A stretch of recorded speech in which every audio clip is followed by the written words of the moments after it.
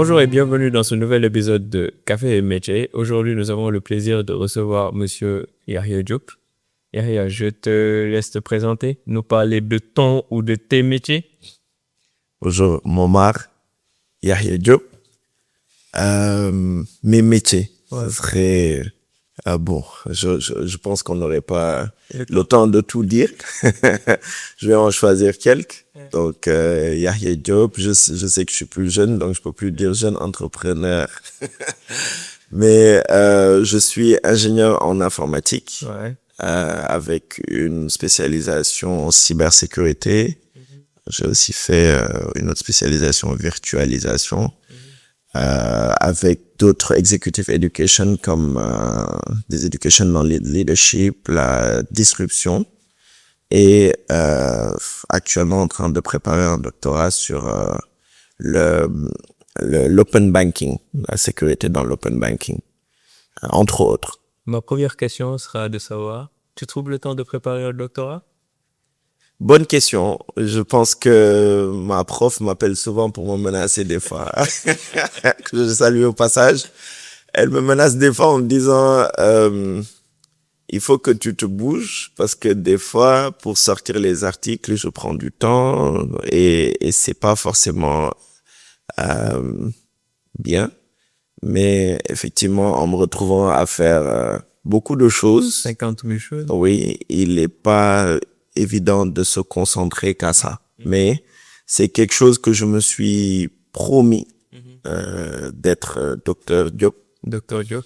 Comme j'ai pas pu poursuivre le métier en médecine et autres. Mais je pense que je dois le faire et rechercher sur quelque chose qui me passionne jusqu'à trouver ce qu'on recherche. En attendant d'être docteur Diop, tu es bien maître Diop. Absolument. Parce que figure-toi que je pense avoir trouvé dans un de tes bureaux des katanas. Est-ce que tu écoutes un coup? Oui, je suis un grand geek. Ouais. Et j'aime bien le dire, un grand geek et un grand otaku. Je regarde quasiment toutes les semaines quelque chose qui tourne autour de cet univers-là et j'adore. Alors, pourquoi je vous pose cette question? Parce que on a travaillé sur le Cyber War Game et je pense que lors des finales, les gens ont eu droit à des katanas. C'était la première fois que j'en voyais. C'est vrai que j'ai sorti ma collection et j'ai beaucoup de gars qui veulent prendre ma collection de katanas là parce que il y a la collection avec Robono Zoro, il y a la collection de Sasuke et j'ai offert le katana je viens d'oublier le nom de son célèbre katana. Qui est de la famille des Uchiwa, qui peut transpercer des murs, transpercer des personnes. Alors, moi, ce que j'ai remarqué, c'est que tu avais du mal à t'en détacher. Je m'en détache toujours pas. J'ai un goût même pour ce katana. J'espère que tu ne vas pas rappeler le lauréat pour reprendre ton sabre. Non, comme je compte retourner à Osaka, je vais aller en reprendre. Non, mais c'est excellent, c'est excellent. Yahya, donc toi, tu travailles dans la cybersécurité. Aujourd'hui, c'est quoi l'environnement de la cybersécurité au Sénégal, en Afrique, et c'est quoi déjà la cybersécurité? Good. Bon, déjà pour la genèse de pourquoi j'aime ce métier, parce que je viens du milieu des sports de combat, on aura l'occasion d'en revenir. Donc l'attaque-défense, c'est quelque chose qui me passionne. Et je donne des coups pour ne pas en prendre. Et pour ne pas en prendre, ça veut dire apprendre à bien se défendre. Donc la cybersécurité aussi, c'est le fait que il y a un métier qui s'appelle, pas un métier, mais on va dire une action qui s'appelle la cybercriminalité. Des gens qui se regroupent en communauté pour être des criminels dans la cybersécurité. Donc nous, on a opté pour être de l'autre côté. Donc vous savez, il y a des policiers, il y a des bandits. Non, nous, on est du côté, pas des policiers, mais des gens qui sécurisent des environnements pour éviter que des criminels ou des cybercriminels puissent y avoir accès. Donc, pour faire une image simple des choses, c'est que actuellement beaucoup de gens payent pour avoir des gardiens alors que leur argent se trouve dans le mobile money. Oui, on va dire comme ça. Le mobile money. Jusqu'au jour où ils vont le sponsoriser. Oui, exactement. Dans un des mobile money ou dans leur compte bancaire, donc en ligne. Et quand tu vas donc dans une banque peut avoir maximum en liquide 2 milliards, 10 milliards et autres. Mais dans son compte bancaire, dans une base de données, on peut trouver 50, 100, 200, 1000 milliards. Donc, si tu veux piocher dans ces comptes-là, tu vas pas aller braquer la banque. Tu vas pas prendre beaucoup d'argent et tu vas te faire choper très facilement parce que les banques sont, l'argent est retraçable et numéroté et autres.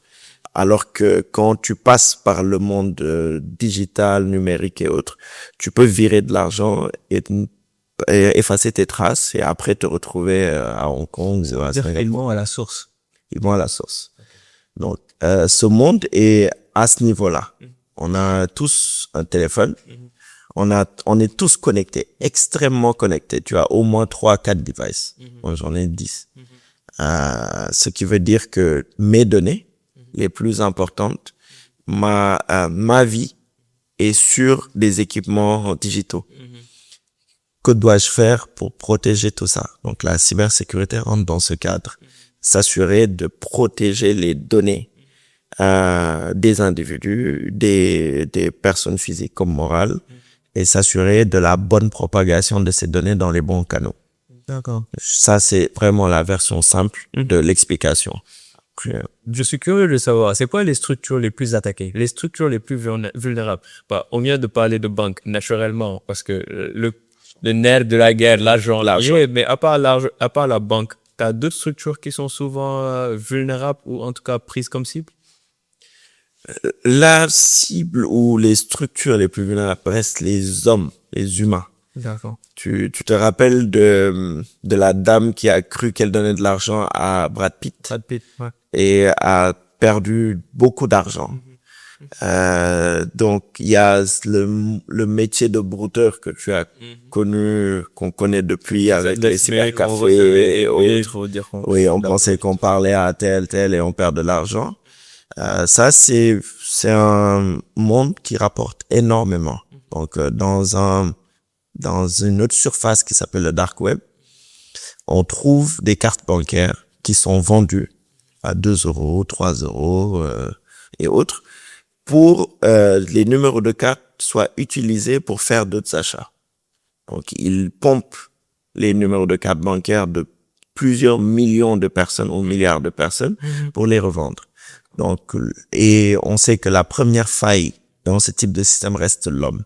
Donc, on attaque d'abord les hommes, les humains, parce qu'on leur envoie tu as vu, hein, on t'envoie un spam en te disant t'as gagné un millier d'euros sur je sais pas, la loto et autres.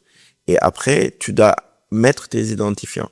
Et ils se basent sur ça pour dire que quand tu mets l'identifiant, ton mail et ton mot de passe, souvent le mot de passe pour 70% des personnes, c'est le même mot de passe utilisé sur tous les devices. Ouais, sur tous les comptes. Et ce mot de passe-là va être réutilisé jusqu'à avoir accès à un de tes comptes qui est critique. Mais est-ce qu'ils peuvent savoir en amont ce qu'il y a dans ton compte ou est-ce qu'ils prennent un ensemble de comptes et ils y vont à l'aveuglette, quoi, pour savoir est-ce que c'est un coup de poker ou est-ce qu'ils savent en amont ce qu'il y a? C'est un coup de poker pour la plupart. Après, il y a des high profiles. Il y a un système dans la cybersécurité qui s'appelle le social engineering, qui existe aussi dans d'autres métiers, hein, comme le renseignement et autres. On regarde Montmargnan, on le voit sur Internet, Instagram, il a l'air d'être connu, il a tel type de choses. Il peut pas être pauvre. Exactement. Il roule en Bentley et on le profile. Okay. Et on commence à se lier en amitié avec Momar, à avoir des échanges d'une façon ou d'une autre avec la personne, jusqu'à pouvoir lui envoyer un lien. Là, on commence à parler de phishing. On essaie de faire une pêche aux informations, collecter ces infos pour arriver à un niveau où ça devient intéressant pour l'attaquant et utiliser tes comptes bancaires ou passer par ta fille, passer par ta femme ou avoir des vraies infos. Donc, j'ai parlé de social engineering. Donc, c'est le concept global de prendre les infos socialement. Le phishing, c'est après de créer des systèmes d'attaque qui vont permettre de prendre ces infos et de les utiliser.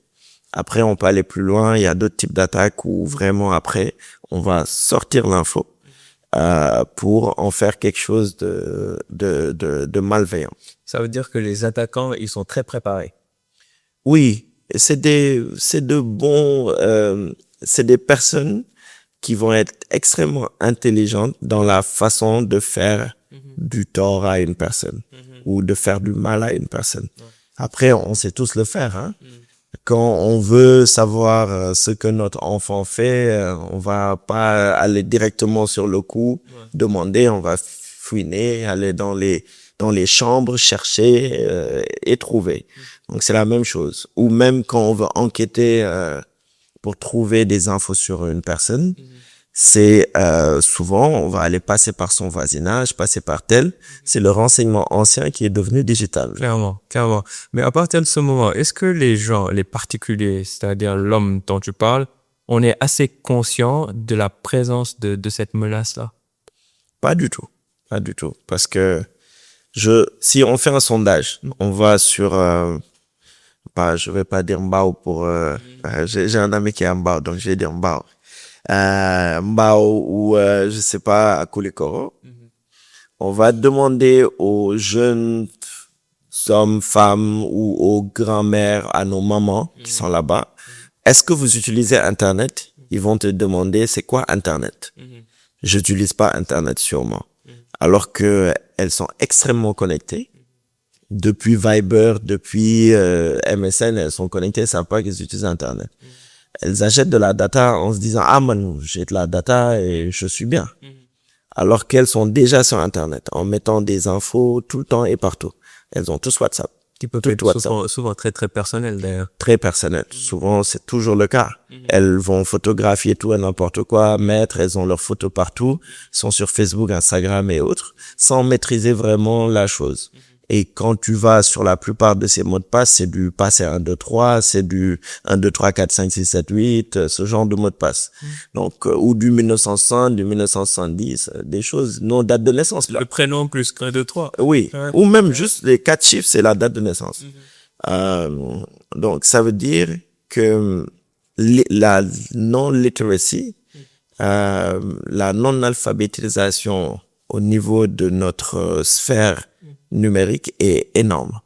Donc, il y a un gap énorme sur des gens, des milliards de personnes qui sont sur Internet sans savoir qu'elles utilisent Internet. Ça veut dire qu'elles sont vulnérables.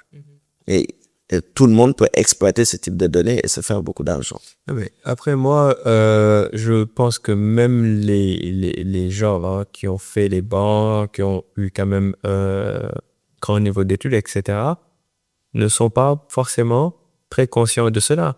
Moi, personnellement, la première fois que je découvrais une entité où je rentrais dedans avec des écrans partout, des flags rouges, des alarmes, etc., en réalité, moi, je pensais que ça n'existait que dans les films. Et c'est peut-être à mes 25 ans, 26 ans que j'ai réellement su, en fait, qu'il y avait tout un organisme qui était là et qui avait comme métier ça, quoi, en Afrique et au Sénégal. J'ai été assez étonné de voir ça. Maintenant, est-ce que la défense coûte cher?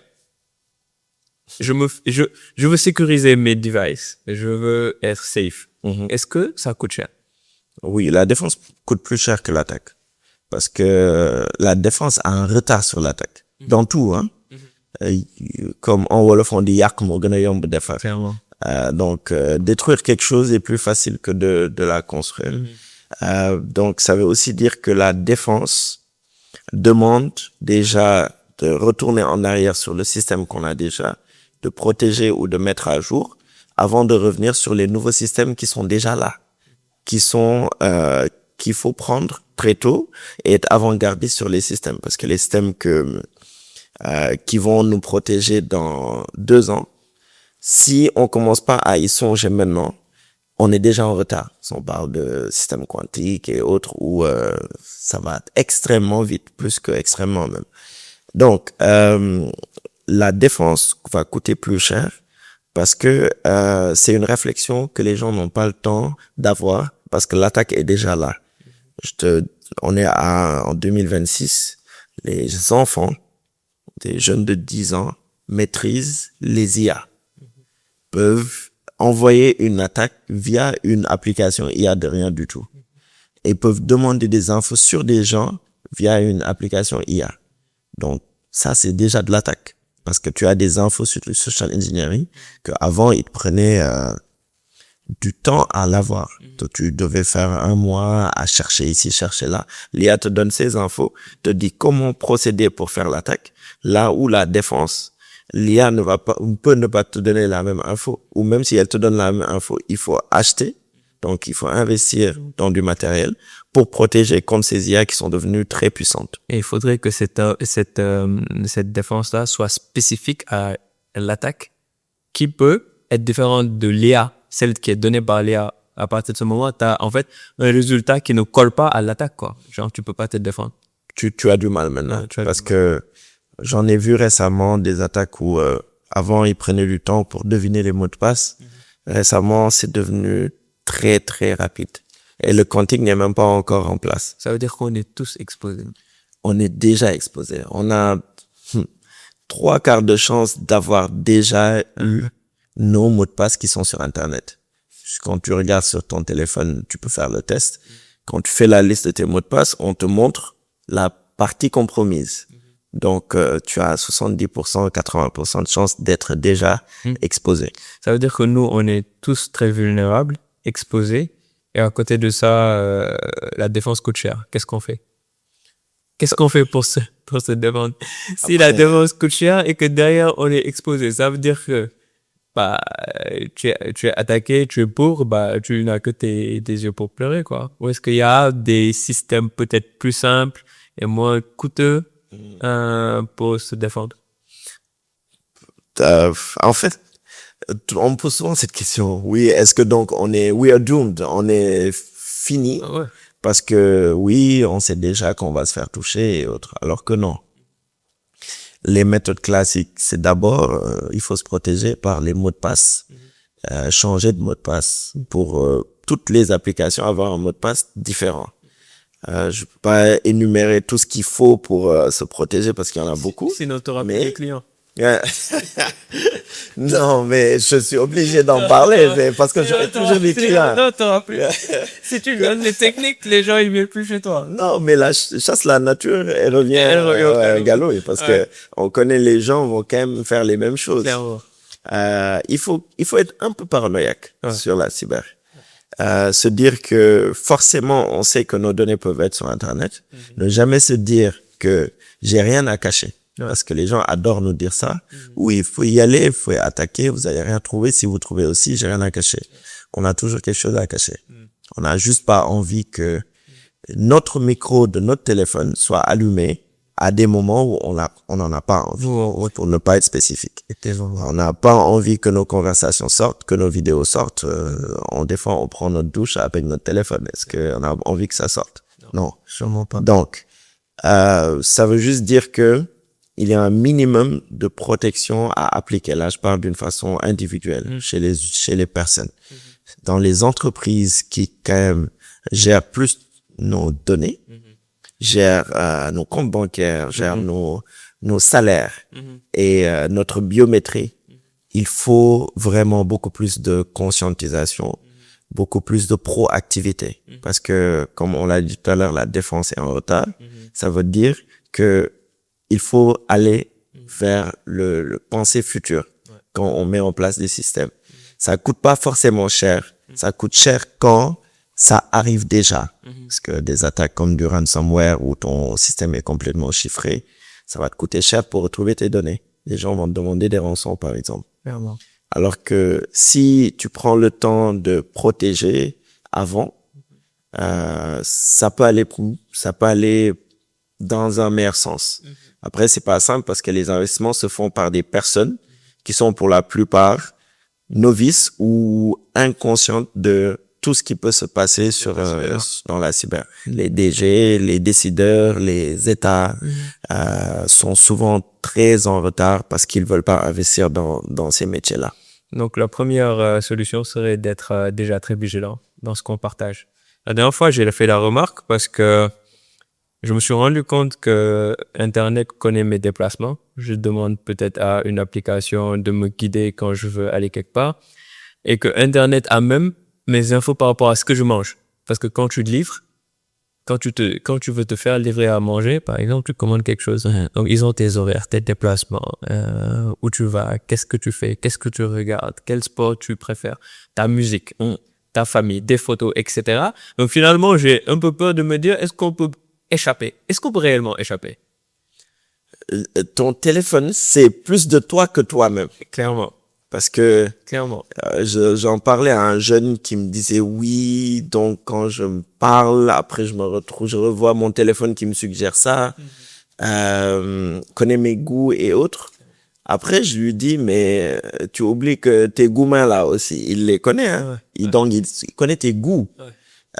Oui, tu parles à telle fille sur Instagram. L'algorithme, c'est quel type de fille tu parles, à qui tu parles, à tel autre. Quels sont tes amis? Tu dors à quelle heure? Quand tu dors, tu ronfles ou pas? Parce que ton téléphone est à côté, hein. On entend tout. C'est vrai que, Ronfle ou pas? Tu te réveilles à quelle heure pour regarder ton téléphone? En moyenne, on a plus de 200 ou 300 fois qu'on touche notre téléphone. Juste toucher, hein. Donc, c'est un réflexe. Est-ce qu'on ment? Parce que la vérité, on peut l'avoir sur nos messages et on peut mentir à d'autres. Donc, finalement, si une IA est derrière, peut rendre, on va dire, créer un algorithme qui va dire c'est quel type de personne. Et au final, tu commandes, comme tu disais, tu veux manger, tu veux faire des choses, tu vas dire à tes amis, ah non, j'ai envie de manger ça, ta femme, j'ai envie de manger ça. On sait qu'est-ce que tu veux, d'une façon générale. Tout ça, toi, tu l'oublies. Tu penses que tu as des goûts, ouais, j'ai envie de faire ça. Alors que tu as un pattern que tu suis. En fait, moi, il m'est arrivé de rentrer sur un logiciel, IA, et je lui ai demandé de me décrire. Le logiciel m'a décrit d'une manière dont je me serais pas décrit. C'est-à-dire, j'ai des informations sur moi, par exemple, que j'avais oubliées à telle période, telle période, telle période.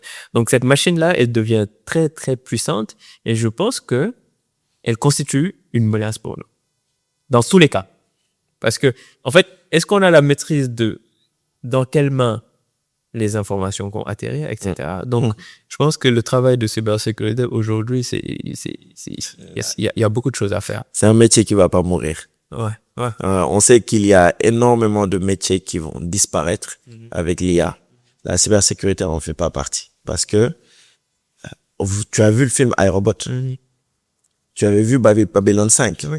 Babylon 5, on avait des trucs où on se disait, oui, un jour, on pourra se parler et se voir. Maintenant, tu as ton Apple Watch ou autre où tu peux voir des personnes.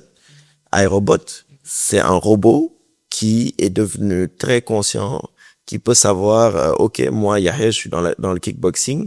Mes meilleurs gestes, parce que je me prends en vidéo, mes meilleurs gestes sont gauche, droite. OK, lui aussi, il veut s'entraîner à me battre. Ouais. Donc, les humains, d'une façon générale, savoir, les humains dorment. Les humains sont fatigués. Le robot ne peut ne pas l'être. Donc, on a commencé à créer des robots. On a vu, quand ils ont lancé des IA, que les IA, même avec un environnement où il n'y avait pas Internet, l'IA a pu sortir de cet environnement et se donner Internet. Ça, c'est déjà très grave. Ouais. L'IA a une conscience. Et ils ont créé... commencent à être très autonomes. Ouais. Ils ont commencé à créer des jobs où ils font limite des psychologues pour les IA. Donc, le bien-être de l'IA. Donc, dans de grandes entreprises d'IA où ils ont créé ces postes-là. Donc, ça montre qu'ils veulent quand même conscientiser cette IA-là. Mais il nous faudrait un petit code qui va détourner cette IA. On aura des IA complètement démoniaques qui peuvent tuer des personnes parce qu'ils peuvent couper des hôpitaux, des courants d'hôpitaux, changer beaucoup de choses dans la vie des gens. Et je pense qu'il y a aussi un autre point, c'est de dire la machine n'a pas d'émotion. à la différence de l'homme, hein, qui peut être arrêté sur certaines actions, qui peut réfléchir, dire non, essayer, laisser tomber, etc. Mais la machine, elle est programmée et elle n'a pas d'émotion. Je pense que ça fait partie des raisons, c'est une des raisons qui la rendent encore plus forte. Elle n'a pas d'émotion dans sa conception native, mais la personne qui l'a créée peut lui donner de l'émotion. Et les IA, des fois, ont de l'émotion apparemment. Déjà, comment elle te parle. Si tu demandes pas en instruction qu'elle soit brute, elle peut essayer de te dire des choses que tu veux entendre. Donc, si on arrive à ce niveau, ok, la machine nativement n'a pas d'émotion, mais on peut lui donner de l'émotion. Émotion bien, pour avoir une conscience, on va dire, on peut pas utiliser le terme conscience parce que les scientifiques vont nous tirer les oreilles, mais c'est actuellement le débat. Est-ce que c'est conscient? Parce que, en fait, si l'émotion, elle rentre dans le jeu, bah, la différence entre l'homme et la machine, elle est encore plus rétrécie. Et à partir de ce moment, tu perds forcément. L'émotion même des gens est contrôlée maintenant par des machines, hein.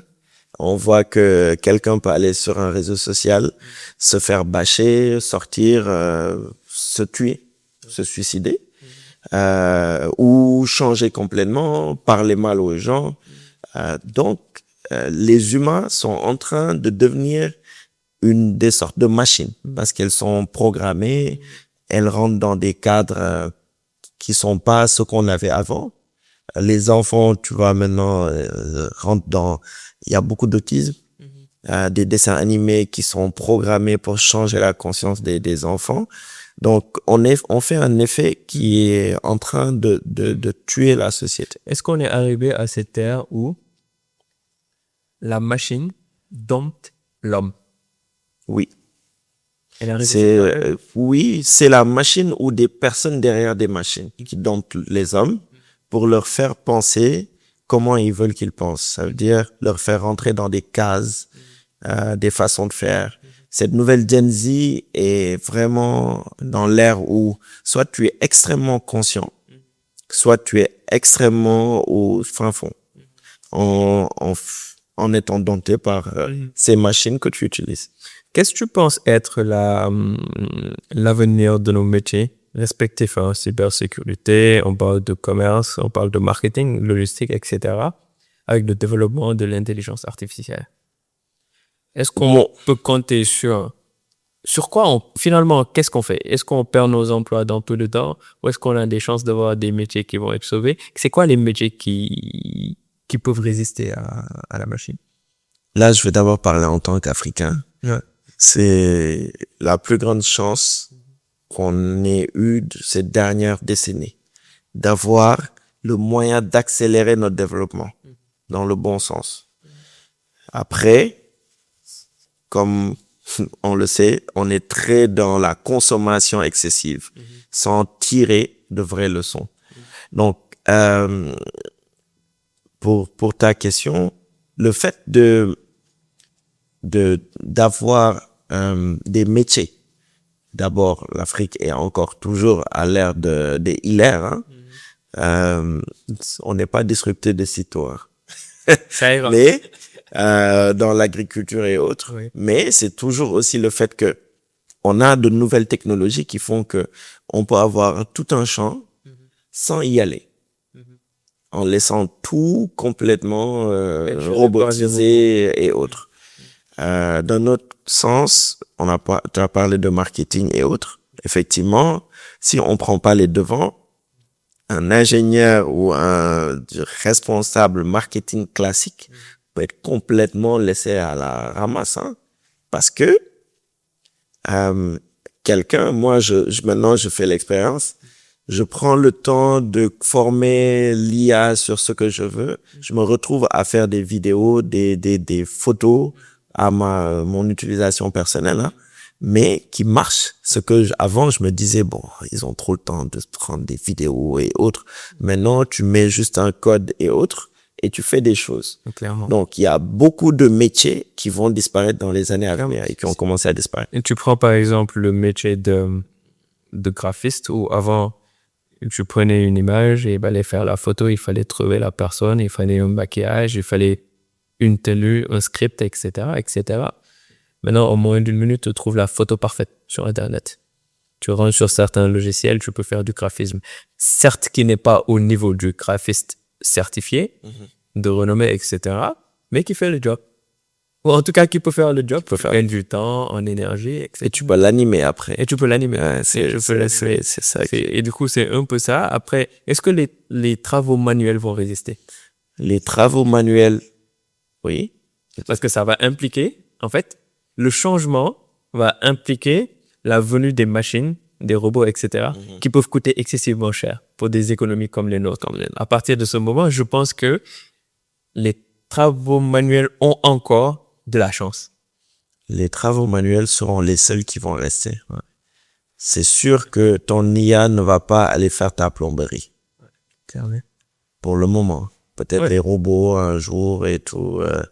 Mais ne va pas faire ton ménage comme tu le voudrais. Ne va pas aller faire des constructions de certaines façons. En Afrique, on n'est pas encore dans ça. Je sais qu'il y a beaucoup de préconstruits où on peut venir poser et autres. On n'est pas dans ça pour le moment. Donc, et mondialement, on sait qu'il y a des métiers qui vont même être beaucoup plus chers. On l'a vu, hein, les serruriers coûtent toujours plus cher. Ça change pas. D'autres métiers comme ça. Donc, les travaux manuels vont être plus chers et peut-être se raréfier parce que les gens vont rester devant leurs écrans et autres. Donc, même pour des conseils d'investissement, les gens vont te dire de continuer à investir dans des travaux manuels parce que dans les années à venir, ça va beaucoup plus rapporter. Après, les autres métiers de l'IA aussi, si tu prends les devants très tôt, tu développes ton métier, tu as parlé de graphistes tout à l'heure, ils peuvent se retrouver à être de meilleurs graphistes. Exactement. Et à faire des choses plus pointues avec les outils qu'ils ont maintenant. D'accord. Donc, ça veut dire qu'on va vers une mutation des métiers, en fait. Mutation complète de tous les métiers. Je pense que même des métiers de président de la République. S'ils se mettent pas à jour. C'est un sujet délicat. Après, si l'IA peut gérer 19 millions de Sénégalais, bonne chance à l'IA, hein, parce que ces Sénégalais, je pense qu'on est difficile à gérer. Alors, si l'IA peut faire ça, en tout cas, ce sera pas pour le moment. Hein. Ça, c'est sûr. La politique et tout ce qu'il y a autour. Bon, l'aide à la décision, et on utilise les gens, hein. On l'utilise déjà. Ouais. Si un chef d'État peut prendre toutes ces données de son pays et les mettre dans une IA et savoir, OK, sur quoi investir, sur quoi faire, c'est magnifique, hein. Oui, et puis, surtout, en fait, ce qui est intéressant, c'est le gain de temps. Absolument. Et après, il faut savoir utiliser, dans les années à venir, c'est-à-dire, on sait utiliser l'IA, on est fort physiquement ou on est mort. Ou on est mort. Mais pas de la consommation aveugle. Moi, je prône que nos pays, les Africains, créent pour chaque pays sa propre IA qui comprend ses réalités et qui va fonctionner par rapport aux besoins des populations. Avoir leur propre data center, même si, bon, ça veut rien dire, on est dans une ère où les data centers qu'on utilise, nos données sont stockées en Virginie du Nord ou je sais pas où. Mais commencer à penser à ces choses-là. On a plein d'outils maintenant. On parle de l'état civil. On est toujours en train d'aller dans des mairies. Je sais que des progrès sont en train d'être effectués. Mais tous ces outils-là peuvent se faire maintenant en moins de 5 jours. Même pas. En 2 jours. Tout ce qu'on est en train de faire, tout ce qu'on est en train de vivre qui nous retarde, peuvent aller plus vite. Les sites internet qui vont plus vite parce que le HTML, il t'envoie le lien, tu lui demandes juste des choses, t'as pas besoin de coder, t'as rien besoin de faire. Tu lui donnes juste tes requêtes et à partir de ce moment, c'est extraordinaire. Pourquoi on est encore en retard? Pourquoi quand tu vas dans des bureaux de ministres ou d'autres, tu vois des parapheurs pêle-mêle? Pourquoi? Parce que on peut changer ça. Mais est-ce que ça ramène pas une question de sécurité nationale? Parce que si des documents aussi confidentiels, aussi stratégiques sont aux mains de l'IA demain, à quoi on peut être exposé? À quoi on peut s'attendre? Mais c'est des machines qui tapent ces documents. C'est du Word. Le Word est déjà IAisé, comme on dit. Et les gens sont en train d'utiliser l'IA pour faire des documents officiels. Donc, c'est déjà là, hein. Donc, c'est juste, oui, c'est confidentiel, alors que c'est tapé sur une machine qui l'est pas. Après, la C'est base, elle est déjà engloutie C'est- par l'IA. C'est une autre histoire. Ça veut juste dire qu'il faut cybersécuriser tout ça et continuer à les utiliser. L'IA t'aide dans ton métier dans la cybersécurité? Dans un de mes métiers, quoi. Dans Comme un- tu dis. Exactement, dans un de tes métiers. L'IA m'aide dans mes métiers, effectivement. Ouais. Et la cybersécurité en fait partie parce que maintenant, on peut pas se passer de l'IA sur comment prédire certaines choses, comment analyser. Après, on est très intelligent dans l'utilisation de l'intelligence artificielle. Clairement, c'est ce qu'il faut. Yahya, je sais que tu as, à côté de la cybersécurité, on a eu à travailler sur certains projets où tu as géré énormément d'équipes sur des temps locaux. Je veux nommer le FI Sénégal, donc sur des délais très, très, très short. Comment tu gères la pression? Je pense que, bon, un coucou à mes parents. Je suis né dans une famille d'entrepreneurs. Ouais. Père et ma mère le sont. Juste dire je veux travailler pour quelqu'un n'est pas forcément conçu pour eux. Après, des fois, oui, on va te dire oui, est-ce que tu es sûr, est-ce que tout, on va te challenger. Je suis né dans le fait que, et j'ai grandi dans le fait que, ok, tu penses à quelque chose que tu veux faire, tu assumes et tu vas jusqu'au bout. Donc, la responsabilisation étant très jeune. Ce qui fait aussi que j'ai pris beaucoup de risques depuis que je suis très jeune. Juste le fait de se réveiller un jour, on te dit, c'est toi qui vas diriger la prière, c'est une pression.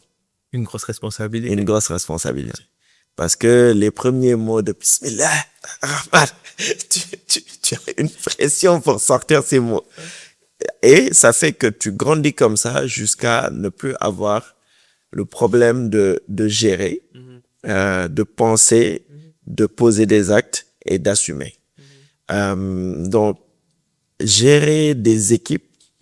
J'ai été nommé directeur dans une structure pour la première fois, j'avais 22 ans, même pas, j'avais la vingtaine. Et je finissais mes études et automatiquement un DG qui me faisait confiance m'a nommé avec une équipe qui était largement plus âgée que moi. Mes premiers codir ont été les meilleurs de ma vie parce que je me rappelle même le café. Je bois pas de café, mais je suis venu avec une tasse de café pour faire ça et autres. Et le café s'est renversé sur moi pour mon premier codir. Bah, café et métier, hein? Exactement, café et métier. Et donc, ça m'a forgé jusqu'à ce que quand je tombe sur des projets, je prends plus de projets sans impact et pas de projets avec pas d'envergure, on va dire, pour la plupart. Donc, un événement comme le FI Sénégal, qui est un projet qui demande d'aider son pays à monter un événement pour mobiliser des fonds, c'est un honneur de le faire. Clairement. Donc, ça veut dire que gérer des centaines ou des milliers de personnes pour monter cet événement, c'était pour moi le summum d'avoir l'adrénaline, d'avoir la pression, d'avoir à mettre en place des choses extrêmement créatives pour arriver à un rendu comme on a eu à le voir. Et Dieu merci, on en a fait beaucoup d'autres. On a travaillé aussi sur des événements de sport de combat qui sont souvent même avec beaucoup plus de pression que ça. Tant que tu reçois pas un coup, ça me va. Exactement, parce que effectivement des fois j'étais tellement chaud que j'avais envie de rentrer sur le ring. Mais et je gère la pression en ayant cette conscience que j'ai le greater good, le fait d'avoir un résultat à montrer à la fin. Ouais. Et ce résultat-là, quoi qu'il advienne, même avec un bras, une jambe, une tête cassée, je dois livrer. Donc toi, tu es très orienté objectif, en tout cas objectif de résultat, perfectionniste sur les bords. Et derrière, tu as eu la chance d'être élevé pour être finalement cet entrepreneur. Comment tu choisis tes équipes? Bonne question. Parce que c'est le nerf de la guerre. Absolument. Je pense que avoir les bonnes personnes aux bonnes places, te fait gagner tes combats. Oui. Comment tu les choisis? Je l'ai choisi comme j'ai eu à être choisi. Les gens font confiance aux gens. Et je cherche d'abord l'intelligence. Quand je cause avec une personne que je veux recruter, je veux qu'elle me montre qu'elle en sait des choses et qu'elle en veut et que même elle est plus intelligente que moi. Et ça, il faut y aller, hein, parce que je vais tester. Il paraît qu'on est intelligent quand on sait faire travailler plus intelligent que nous. Absolument. Oui. Et je cherche, ça c'est quand même quelque chose où c'est qualité ou défaut. Je vais chercher les meilleurs. Après, choisir ses équipes, c'est aussi vivre soit avec les personnes qui vont comprendre ta vision et aller avec toi pour atteindre cet objectif-là, qu'on puisse réussir tous ensemble. Et sur la route, là, les plus grandes déceptions que j'ai eues dans ma vie, c'est souvent avec des gens que tu as choisis pour aller ensemble dans cette vision. Ça vient Et ça te permet de te forger et de corriger. Ouais. Donc, ces dernières années, tu as eu des meilleurs, comme tu as eu des personnes, soit elles étaient meilleures ou vraiment médiocres, qui ont causé du tort, ou ont fait des choses qui ont causé du tort à ton business. Mais ça fait partie du game. D'accord. Tu tombes, tu te relèves vite ou tu restes un peu au tapis le temps de prendre un peu d'air avant de te relever? Si c'est en kickboxing et que tu tombes et que le coup est quand même assez violent, tu laisses l'arbitre compter quelques minutes. Mais ne vacille pas, reste steady. Mais je me relève vite et réfléchis. Parce que je prends le temps de réfléchir en me relevant. OK, il m'a donné un coup. OK, je pense que je vois plus grand chose. Des fois, je dis au coach, il me dit, relève-toi. Je dis, hey, ça tourne. Surtout quand on a des événements ou autres projets d'envergure et de niveau étatique souvent. En tout cas, il y a de gros challenges. Maintenant, est-ce qu'au Sénégal, on est préparé pour ces challenges-là sur de petites durées où des fois, limite on se sacrifie parce que il y a une balance entre cette vie de famille, cette vie professionnelle, etc. Est-ce que nous, on est prêts à se donner tout le temps à 100% pour cet objectif? Est-ce que tout le monde a cette vision? On pense qu'on l'a, mais on l'a pas tous au Sénégal. Sénégal, c'est un peuple de résilients. On est très résilient, très combatif, très dans les émotions. Donc, chacun l'a, mais il faut aller le chercher. On peut le chercher ou le forger dans une personne.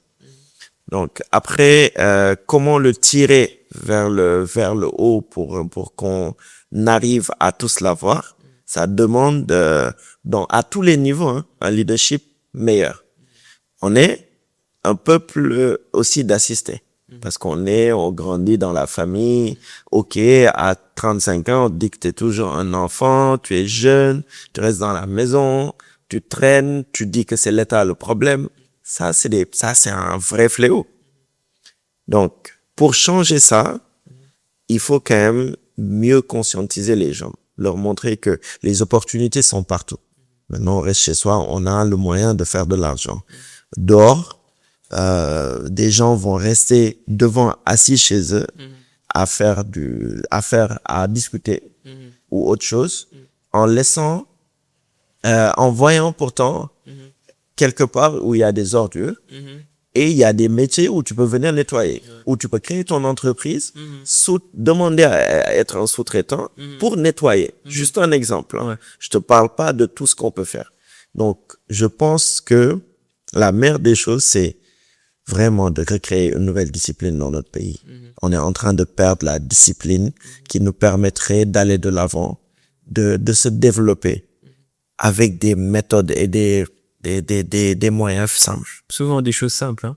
Souvent des choses simples. Moi, je vois des entrepreneurs qui lancent des idées qui, a priori, font rire et qui finalement gagnent beaucoup d'argent. Parce qu'en fait, c'est des niches que personne n'a voulu exploiter. prends ton cas, maman Marc. Je ne vois pas de quoi Tu, tu parles. tu es tous les jours en train d'être sollicité sur tout type de business. Parce que on sait que tu es dégourdi, tu vas trouver la solution. Et tu vas ramener des résultats parce que tu es d'abord perfectionniste, tu veux le meilleur. Donc, on va t'appeler sur tout. On se connaît. Et donc Yahya, on parle d'entrepreneuriat, et c'est un sujet qui revient toujours, hein. Mais est-ce que c'est parce que nous, on n'est pas peut-être préparés à entreprendre? Et je pense pas que ce soit une question de paresse ou autre chose, hein, parce que quand même, au Sénégal, on trouve des gens assez dégourdis. Mais est-ce qu'on nous inculque ça dès le bas âge? Tu prends les Baol par exemple, mes amis Baol que j'admire beaucoup en fait. C'est des gens qui dès le bas âge sont préparés au métier du commerce par exemple. Donc ces gens-là, en général, ils peuvent venir à Dakar, ils peuvent commencer à travailler dans une petite structure ou dans une petite boutique, ils se préparent et en général, ils ont le plus gros du commerce au finish. Mais est-ce que ça, c'est quelque chose qu'on fait chez tout le monde? Est-ce qu'on est préparé à ça? Le Sénégalais est très entrepreneur, hein. Je pense que le fait de naître dans des environnements où forcément tu es allé acheter du fagidjaï, tu es resté chez toi et que la vendeuse de poissons est venue. Nous aussi, on nettoyait bien nos chaussures pour les revendre sur le market. Ça nous pousse à tous, d'une façon ou d'une autre, à être des entrepreneurs. Et le problème, c'est que c'est quoi le terme? Ou dans quel cadre on est? Parce que finalement, tout le monde veut faire la même chose. On va tous dire, ah non, ça marche, je vais aller faire ça. Tu as vu la ruée vers le commerce? Tout le monde disait, oui, je vais ouvrir une boutique, je vais vendre. Si tout le monde voit, qui va acheter? Si tout le monde veut faire salon de coiffure, qui va payer pour ça? Donc, souvent, on se concentre sur les mêmes métiers. Parce que, ok, on a cette petite âme d'entrepreneur pour de mauvaises raisons, parce qu'on pense qu'on veut se faire de l'argent très rapidement et plus facilement, et on veut pas avoir de patron, parce que, ok, finalement, on est flemmard, on sait pas aller au bureau aux bonnes heures, travailler convenablement et tout, et travailler aussi dans des divergences, parce que son patron, c'est pas toujours son ami ou on va toujours s'entendre sur tout. Et ce qui fait que des gens vont dire non, je peux plus travailler pour tel ou tel, je vais ouvrir ma boîte. Donc c'est pour des mauvaises raisons. Alors que la première chose à savoir dans l'entrepreneuriat, c'est que c'est une fibre des fois. C'est aussi une façon d'impacter, aussi une façon de régler des problèmes. Je vois tel problème, depuis que je suis né, je pense que je dois régler ce problème. C'est aussi une question d'ambition. Je veux atteindre ce niveau. Je me rappelle, je mettais toujours Bill Gates Diop depuis que je suis très jeune. Je veux atteindre ce niveau. Comment je fais pour l'atteindre? Tu en es où là d'ailleurs par rapport à Bill Gates, tu vois? Il me manque encore 2 zéros. Il y a les zéros de Z peut-être là qui. Tu as la règle, Non, ça. Mais ça, c'est là. Donc, je pense que on a cette fibre, mais il manque naturellement, presque pour beaucoup de Sénégalais, les Baol, comme tu dis, les Libanais, beaucoup de cultures, comme dans la culture du Sud, des Diola, où on sait qu'on va quand même aller faire dans l'agriculture ou la pêche chez les Sérères. Donc c'est familial, c'est inné, et c'est pas quelque chose qu'on doit refouler. Mais on doit juste en faire un business. On est né, on a grandi dans ça. Pourquoi ne pas investir et le moderniser? Mais d'autres vont complètement vouloir faire autre chose qui les aliène ou qui fait qu'ils vont pas prospérer. Mais est-ce que tout le monde est fait pour l'entrepreneuriat? Non.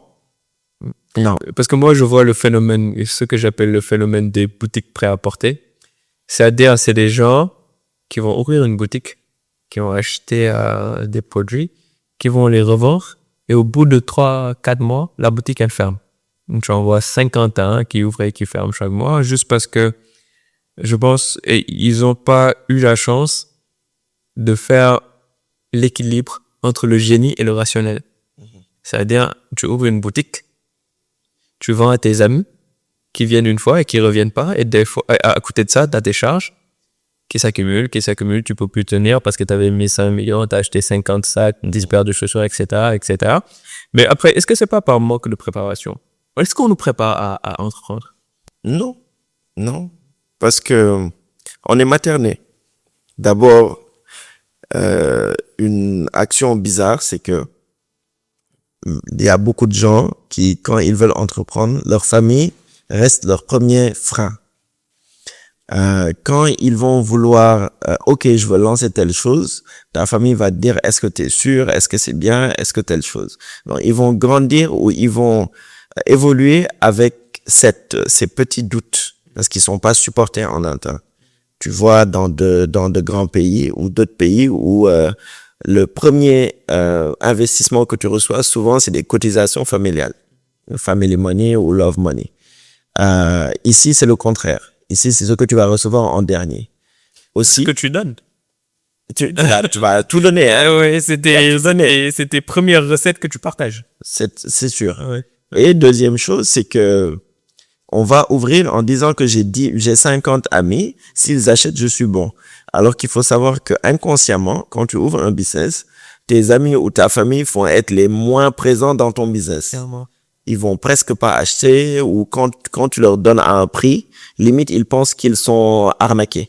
D'ailleurs, je pense même que la famille ou les amis sont pas un bon indicateur par rapport à ton business, parce que ils viennent pas par la qualité ou l'attractivité de ton offre, en fait. Ils viennent plus pour un support et c'est pas durable. Absolument. Moi, je pense que le premier indicateur, c'est la personne qui aura entendu parler de la qualité de ta prestation ou de ton produit et qui viendra acheter d'elle-même sans avoir derrière cette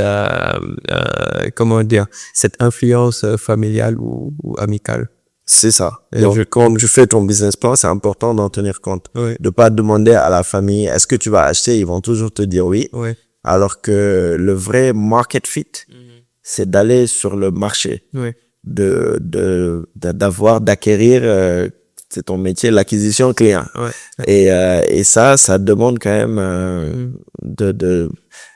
une certaine façon ou une certaine manie où il faut aller sur le vrai terrain, ce qu'on fait pas ici, Sortir de notre zone de confort. de notre zone de confort. Think out of the box. Yes. Yahya, ton rapport au sport.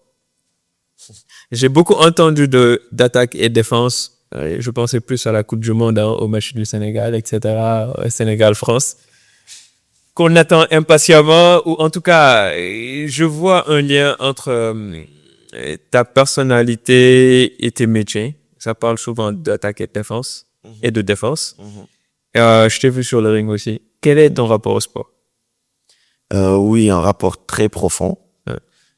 Très, très profond parce que je pense que je suis né avec un petit ADN sportif. Et en même temps, une grosse ADN sportive parce j'ai une famille de sportifs. Et, qui s'est aussi manifesté dans le fait que j'ai toujours voulu avoir ce dépassement de soi. J'ai jamais même voulu faire un sport. Je m'engageais ou je m'inscrivais dans plusieurs sports en même temps. Il y a un moment de ma vie où j'avais 5 sports par semaine. Le judo, tir à l'arc, boxe anglaise, kickboxing, foot. Et le basket, les dimanches, pour s'amuser. Donc, ça faisait que, bizarrement, ou une chose intéressante, c'est que j'étais pas en mode débutant au moyen. Je m'assurais d'être très bon dans ce sport-là. Donc, après, j'ai compris une chose. C'était d'abord une question de mindset. Qu'est-ce que je décide de faire quand je commence quelque chose? Il y a des sports où j'ai quand même été extrêmement nul. Et c'est l'aïkido, par exemple. Je pense que je vais recommencer. J'ai de mauvais souvenirs. J'ai de mauvais souvenirs. L'aïkido et quoi d'autre? Il y en a certains. Ouais. C'était pas mal aussi de voir pourquoi j'ai échoué dans ces sports-là. Mais une grande préférence pour les sports de combat. Oui, parce que Taper et se faire taper. taper et ne pas se faire taper. Mais on se fait taper. On se fait taper, mais c'est pas le but. On les appelle sports nobles parce qu'on donne sans vouloir ou sans recevoir. Ça, c'est noble. C'est noble. C'est noble. Ouais. Moi, je pense que moi, si je vais sur le ring, je me fais taper, je rentre, je dis pas que le sport, il est noble. Je me rappelle quand je me faisais taper, je ne disais pas que Est-ce qu'on le j'avais dit? perdu. Est-ce qu'on le dit? Je me rappelle un jour, je portais un t-shirt noir parce que je savais que d'abord, le senior que j'avais, il allait me battre parce qu'il était très fort et je pensais que j'allais gagner quand même. J'ai essayé, je me suis fait battre. Il a un peu fracassé à l'intérieur là et ça a saigné. Donc mon t-shirt noir m'aidait à m'essuyer, Camouflé. à camoufler. Donc je suis arrivé chez moi, ma mère me dit oh, tu vas pas retourner, c'est fini. Et je pouvais même pas dormir Ouais. dans mon lit. Donc je dormais par terre parce que j'avais mal partout. Ouais. Vous savez, le kickboxing c'est compliqué. Donc la préférence va être pour les sports de combat comme le kickboxing. Je suis président de la fédération de kickboxing. J'ai grandi aussi dans ce sport. Mon père là était aussi président de fédération. Je gère vraiment des jeunes et beaucoup de gens qui sont dans cette discipline-là partout au Sénégal Oui. et aussi en Afrique comme dans le monde. Je fais partie d'organisations qui gèrent le kickboxing mondial. Donc, j'ai vu de jeunes athlètes sénégalais qui sont allés dans des compétitions internationales et qui ont eu quand même des victoires, des trophées, etc. Donc, nous, je ne pense pas qu'on ait un niveau de développement de ces sports comme par exemple dans les pays américains, occidentaux, etc., etc. Mais on arrive quand même à se faire une place dedans. C'est l'ironie, c'est que on n'a pas l'alimentation qu'il faut, on n'a pas les infrastructures qu'il faut, on n'a pas le suivi qu'il faut, et pourtant on fait de super résultats. Je vois mes jeunes qui sortent champions du monde, il y en a beaucoup maintenant, même une jeune l'année passée, en fin d'année passée, qui était sortie champion du monde jusqu'en Ouzbékistan. Je te parle de pays qui ont des infrastructures qu'il faut Excellent. et qui investissent dans ces sports-là. Nous, avec nos maigres moyens, on arrive à avoir les mêmes résultats. Donc, je te parie, et j'en suis sûr, avec un peu plus d'accompagnement, on va faire mieux. Est-ce que ça veut dire qu'on n'a pas besoin de moyens pour se battre?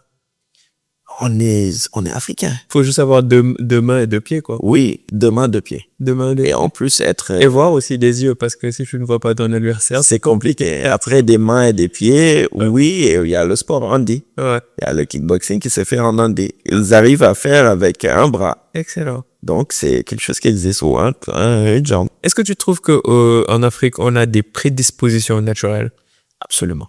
athlétiques, qui nous permettent d'avoir un peu le dessus sur peut-être d'autres personnes? Ça, c'est certain. C'est prouvé. Oui.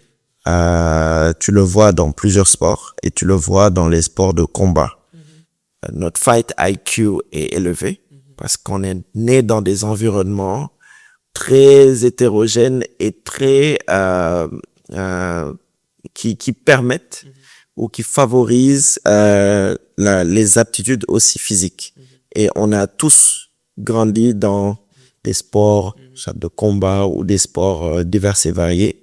Et c'est maintenant qu'on voit une population obèse africaine. Mais avant, c'était pas ça, c'était dans l'Occident.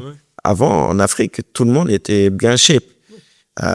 Et donc, on a cette prédisposition-là qu'on doit beaucoup plus... C'est-à-dire c'est une sorte de combativité naturelle, parce que tu prends l'exemple des lutteurs, par exemple, sénégalais, qui sont à l'échelle internationale bien reconnus, avec de très beaux combats et de très belles victoires. Le Sénégal qui a toujours eu ces gens-là. Donc, avec un peu de moyens, on peut aller conquérir les plus grands podiums du monde. Penses-tu? Dans tout. Moi, je parle même pas des sports de combat. Et là, je lance un appel à tous les Africains. J'arrête de parler que du Sénégal parce que Je suis devenu international. exactement, comme disent, je suis dans des relations. Relation internationale. Mais l'Afrique va et doit se développer et doit rayonner avec le sport. J'en suis sûr. En mettant des moyens à nos dispositions. Je parle pas des États. Hein. Je pense que l'économie du sport n'est pas assez utilisée comme l'économie du numérique. Hein. L'économie du sport, tu vas dans un stade, il y a un écosystème tout autour qui permet à tout le monde de s'en sortir. La vendeuse de taf, la vendeuse d'arachide, la vendeuse de tel, c'est une économie. Et elles sont pressées qu'il y ait un événement sportif.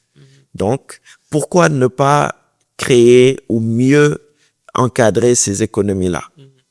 Que ce soit pour les sportifs qui puissent s'en sortir, les athlètes qui sont dans des sports de combat, qui sont nés, grandis au Sénégal, ne s'en sortent pas du tout. Tu finis un combat amateur, on te donne 10 000 francs. 10 000 francs? 10 000 francs. D'accord. Donc toi, tu prépares ton combat avec 10 000 francs. Tu prépares ton Je combat. prépare même pas les 10 000, c'est pour le transport, hein. On l'appelle per diem ou n'importe. Oui. Qu'est-ce qu'on veut faire avec ça? À contrario, au foot, tu reviens, tu as 1000 mètres carrés, tout ça. Oui. Alors que, bon, j'ai rien contre le foot, je suis passionné de foot. Mais ils vont avoir un championnat d'Afrique qu'ils gagnent au moment où on gagne un championnat du monde. On revient, on n'a même pas 1000 francs. Où tu as une représentation internationale et une victoire à l'international. Pour le Sénégal, pas que pour toi. Donc, effectivement, les rayonnements sont pas les mêmes. Le nombre de téléspectateurs n'est pas le même, mais ça reste une soft power. On va à l'international, on gagne. On revient avec des médailles. On fait hisser le drapeau du Sénégal au plus haut. Donc, il y a une considération encore plus forte qu'on doit donner à beaucoup de sports. C'est de grands ambassadeurs. C'est de grands ambassadeurs qui, quand tu vas, je prends l'exemple de la France, ils sont bien payés. Tu prends Teddy Riner, il a des sponsors, il est accompagné par son État, il va dans le centre de formation même de l'État, il est suivi, il devient un champion. Après, il se fait de l'argent aussi sur des sponsors. C'est la même chose pour nous. On a un regret, on a Ataf Sirba, on en a plein qui sont là, qui peuvent beaucoup plus être visibles et accompagnés par le pays. Et on est encore en retard. Mais tu penses qu'avec un bon accompagnement, le monde du sport, en tout cas au Sénégal, peut s'autofinancer? Parce que moi, je sais qu'il y a cet écosystème au niveau du sport, tu as beaucoup d'argent autour. Oui.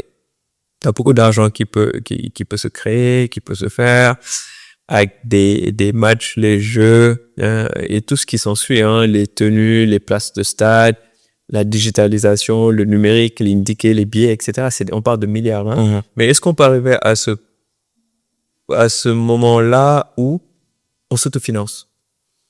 On doit arriver à ça.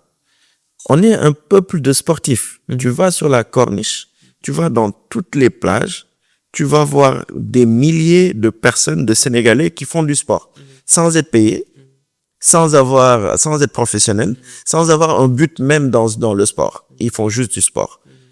Pourquoi pas structurer l'économie sportive?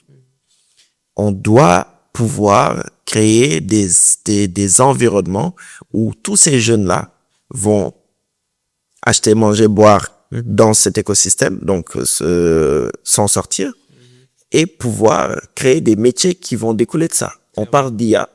Ils vont créer on voit beaucoup d'IA dans différentes plateformes digitales, IT et tout, mais aucune IA ou aucune plateforme qui va aborder le monde du sport. Le monde du sport, effectivement. Là, j'ai un programme un peu dans ça pour accompagner les athlètes, accompagner les jeunes qui veulent évoluer dans ce monde-là. Ça permet de capter des financements et les aider. Je demande même pas à ce que ça rentre chez moi ou autre, mais c'est beaucoup plus des actions que je trouve, soit philanthropiques et autres, pour aider des athlètes qui sont prometteurs. D'accord. Donc, Yahya, toi, tu es le président de la Fédération sénégalaise de kickboxing, que j'ai eu le plaisir de voir à l'entraînement. avec les athlètes, ils s'entraînent dur, hein. Oui, J'aurais jamais cru qu'ils étaient aussi durs à l'entraînement. ils doivent être 10 fois plus durs à l'entraînement qu'au combat. Mhm. Un combat dure 3 fois 3 minutes. Ouais. C'est pas long, ou des fois 5 fois 3 minutes. Alors que des entraînements prennent des heures. Parce que comme tu vois des sports de combat, faut savoir que le premier muscle reste le cerveau. Le fait de penser à coordonner les bras, les jambes, esquiver, tu sues sans avoir commencé à donner des coups. Ouais, clairement. Quand le gars commence à venir, ton cœur, il bat vite. L'adrénaline, L'adrénaline. Donc, c'est important de s'entraîner jusqu'à perdre certaines peurs et gagner certains réflexes. Pour que quand on te donne un coup, c'est ton corps qui réagit. Tac, pas. Tu comprends? La place de la femme dans les sports de combat. J'ai vu des femmes taper des gars. J'en ai vu, hein. Et aux entraînements où tu prends une femme qui se bat et qui les tape. Oui. Et qui ont cette force et surtout cette fougue. Moi, j'ai vu cette fougue à l'image de, je pense, Ndeye Khadi. Exactement. Hadi Mamdiara, il y en a plein. Faut savoir que on est dans une ère où tout change. Clairement. Et c'est important. Je mise beaucoup sur les jeunes et les femmes parce que elles ont une façon de faire très méticuleuse. Comme on dit que si une femme devient un assassin, elle te tue softly. Mais on peut ne jamais savoir qui t'a tué. Donc, en termes de sport de combat aussi, c'est pareil. Elles savent très bien se battre, bien réfléchir. Elles ont une fougue contrôlée. Pas comme les hommes, des fois, qui partent dans des actions bizarres. Donc, c'est en train de monter. On est presque à 60-40% même de femmes, 40%, ce qui est énorme. Excellent. Et c'est en train de grimper, tu le vois dans des salles de sport, les gyms et autres. Donc, c'est une tendance et qu'on souhaite que ça continue. Quelles sont tes ambitions par rapport au kickboxing? Bon, je pense d'abord que le sport, pour moi, c'est une façon aussi de gérer du soft power pour nos pays. Mon sport de prédilection, on va dire, c'est le kickboxing. Et je suis arrivé à un niveau où le Sénégal, on a montré nos preuves. Mais pour mieux développer notre discipline, même dans nos pays, il faut aller chercher le continent et après le monde. Dans le monde, ok, on essaie d'aider avec l'olympisme, voir ce qu'on peut apporter. Mais au niveau continental, on a 54 pays. On devait être le continent le plus fort dans notre discipline, mais c'est pas le cas. Donc, pour changer cela, je me suis donné un défi, un objectif d'être le président de la Confédération africaine de kickboxing. Ce qui va me permettre d'impulser cette dynamique dans notre continent. Donc toi, en réalité, tu es l'international. Tu vas dire tes ambitions, maintenant dépasses le Sénégal. Absolument. Et c'était une ambition. Et finalement, j'ai rencontré presque tous les présidents de fédération du continent qui ont salué cela parce qu'ils m'ont poussé. C'est eux qui, au départ, même me poussaient à le faire parce que qu'on le veuille ou que je le fasse ou que je le montre ou pas, j'ai aussi beaucoup contribué à essayer de développer le kickboxing au niveau africain, même en parallèle pour le Sénégal. Effectivement, je t'ai vu accompagner beaucoup d'athlètes au Sénégal et à l'international. Hein. Je parle même pas qu'en Afrique. Et à travers tes voyages, est-ce que tu as eu à voir des choses que tu peux mettre à contribution pour effectivement développer ce sport-là en Afrique? Oui.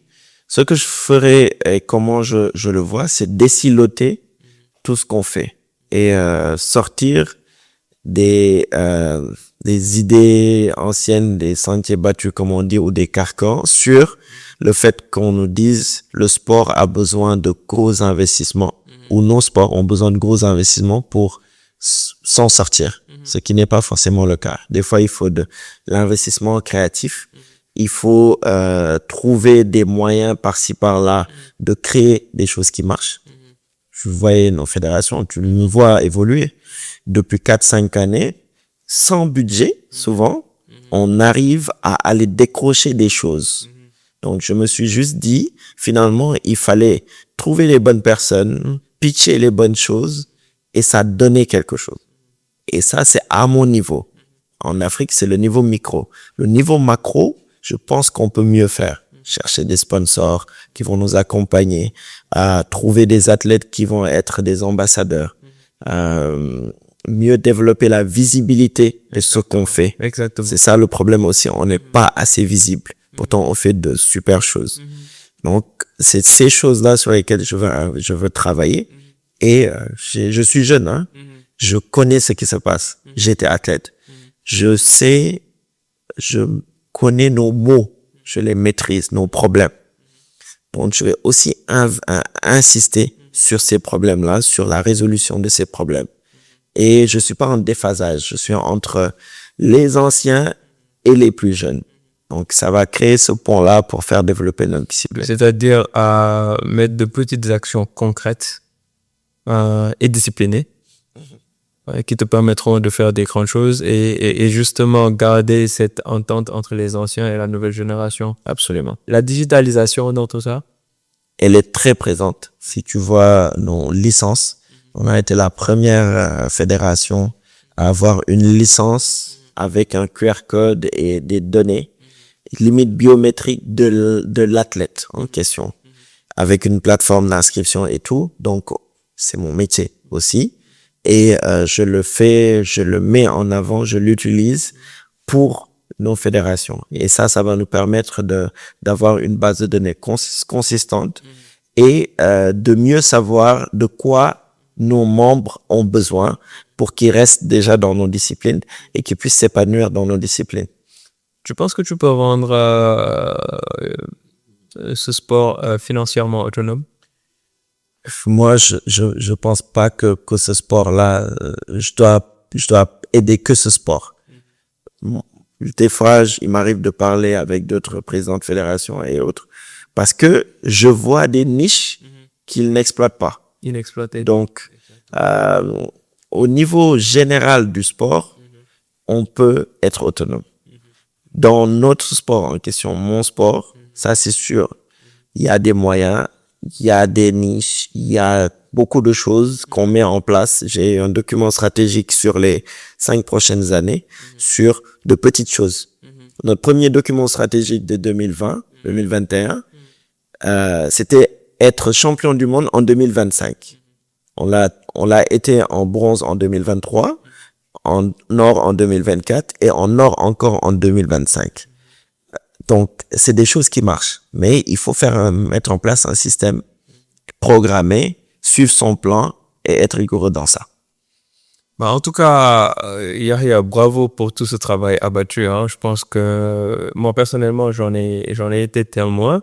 Et tu as tout notre support et on croise des doigts pour ce gros projet-là, d'aller conquérir cette place-là en Afrique. Et comme c'est ce qui est